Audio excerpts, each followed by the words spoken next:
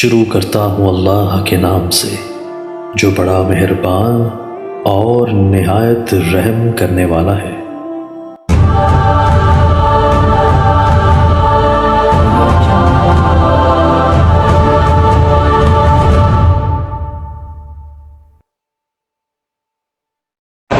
اگر ایک بوڑھی عورت ہے، شوگر کی بھی مریض ہے اور روزہ نہیں رکھ سکتی، کوئی بات نہیں، فدیہ دے دے، ایک مسکین کے کھانا جو ہے وہ روزانہ کے حساب سے دے دیا کرے۔ دعا میں وسیلے کے بغیر دعا مانگا کریں، جو اللہ کا حکم ہے کہ ادعونی، مجھے پکارو، اذا سألک عبادی انی فانی قریب اجیب دعوت الداع اذا دعان۔ ایک ہے زندہ کا وسیلہ کہ ایک بزرگ بیٹھے آپ کہتے ہیں میرے لیے دعا کرو، یہ وسیلہ جائز ہے۔ اسی لیے بعض علماء کہتے ہیں کہ شہداء اور انبیاء چونکہ زندہ ہیں لہذا ان کا وسیلہ بھی جائز ہے، لیکن راجح قول یہی ہے کہ بغیر وسیلے کے دعا مانگو۔ والد نے دوسری شادی کی ہے، میں اکیلی اس سے بیٹی ہوں، وہ مجھے حصہ بھی نہیں دیتا، بہرحال اللہ اس کو ہدایت دے۔ میری بیٹی اگر وہ دنیا میں نہ بھی دے نا تو آپ کا قیامت میں تو حق کہیں نہیں گیا نا، یا پھر آپ دعویٰ بھی کر سکتی ہیں آپ کا حق ہے۔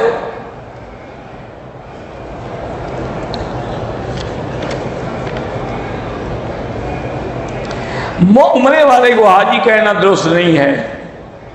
عمرہ یا حج سے واپسی پہ اگر دعوت کھلائیں کسی کو، انتظام، کوئی بات نہیں، ایک استقبال ہے۔ ایک قطرہ پا گلاس زمزم میں پانی میں ملا دیں، وہ پانی ہی رہے گا، زمزم نہیں بنے گا۔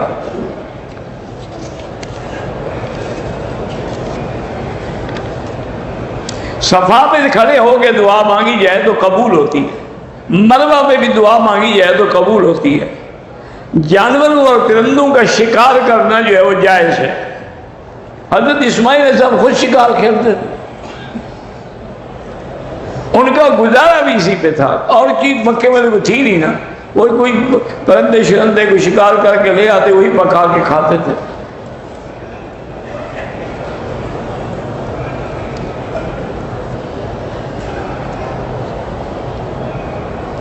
پیشاب یا کپڑے ناپاک ہوتے ہیں، اس کو معجون سپاری پتہ نہیں کیا ہے، دماغ کے لیے خمیرہ گازبان امبری دیں،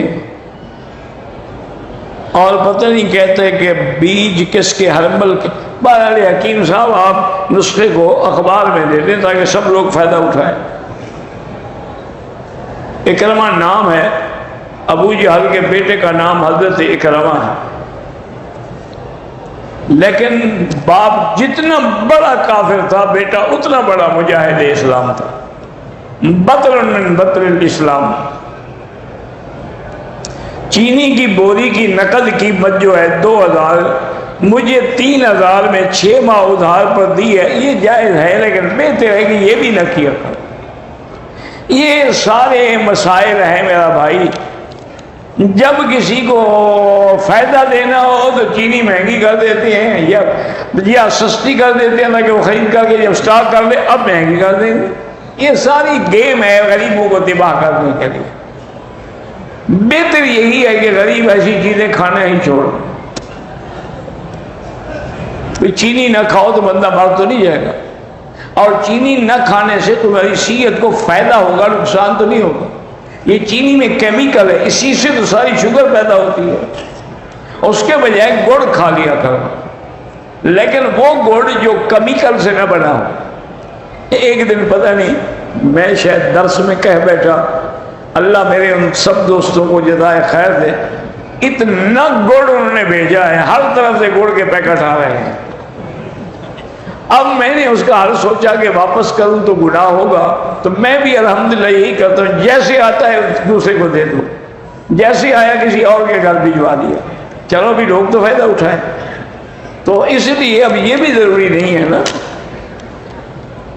میری بیوی میرے بھتیجے سے حیا اور بدکاریاں فون پہ باتیں کرتی ہے، جسمانی تعلقات نہیں ہیں، جسمانی تعلقات نہ بھی ہوں تو کسی سے باتیں کیوں کریں؟ آپ سمجھائیں، ورنہ ایسی عورت کو چھوڑ دیں۔ کھانسی اور بخار کے لیے جو ڈاکٹر سیرپ دیتے ہیں اس میں الکحل کی امیزش ہوتی ہے، تو کوئی دوا کے طور پر تو استعمال جائز ہے۔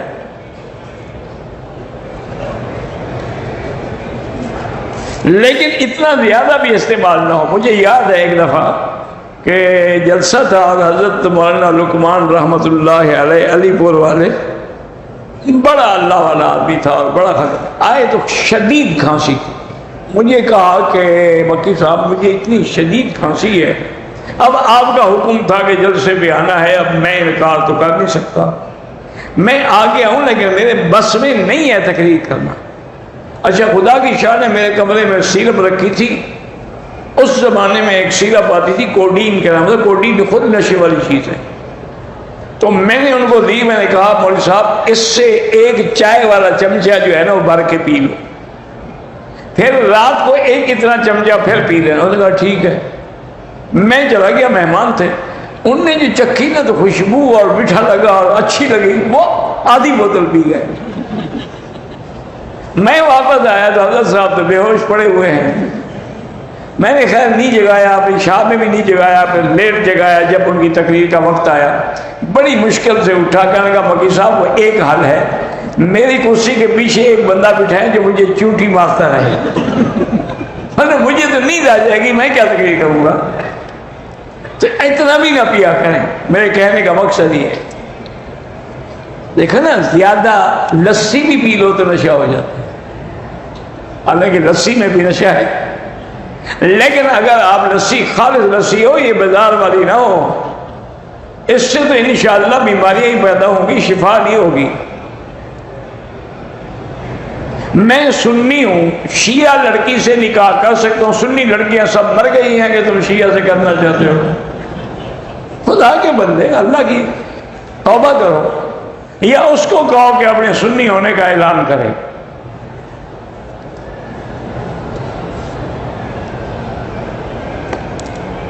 حیض کی حالت میں بی بی عائشہ نے طواف، لا حول ولا قوت الا باللہ، حیض کی وجہ سے تو انہوں نے عمرہ نہ کیا جو آپ کو حج کے بعد کرنا پڑا، تو طواف کیسے کیا؟ نہ سمجھتے ہیں نہ سنتے ہیں، بس کہتے حدیث پڑھ لی ہے ہم نے، حضور کا نام آئے انگوٹھے چومنا بدعت ہے۔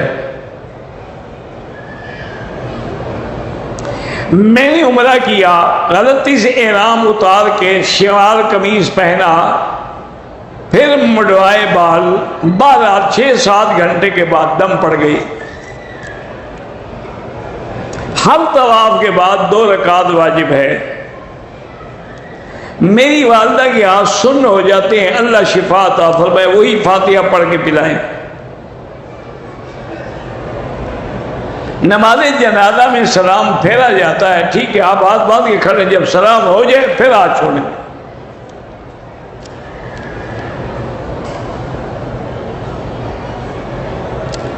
ایک شخص کسی کو زکوٰۃ کے پیسے دیتا ہے، ہاں پیسے اس کو دے دو، اب اس نے تمہارا قرضہ دینا ہے تو وہ تمہیں واپس کرے، یہ نہیں کہ تم قرضے میں زکوٰۃ کاٹ لو۔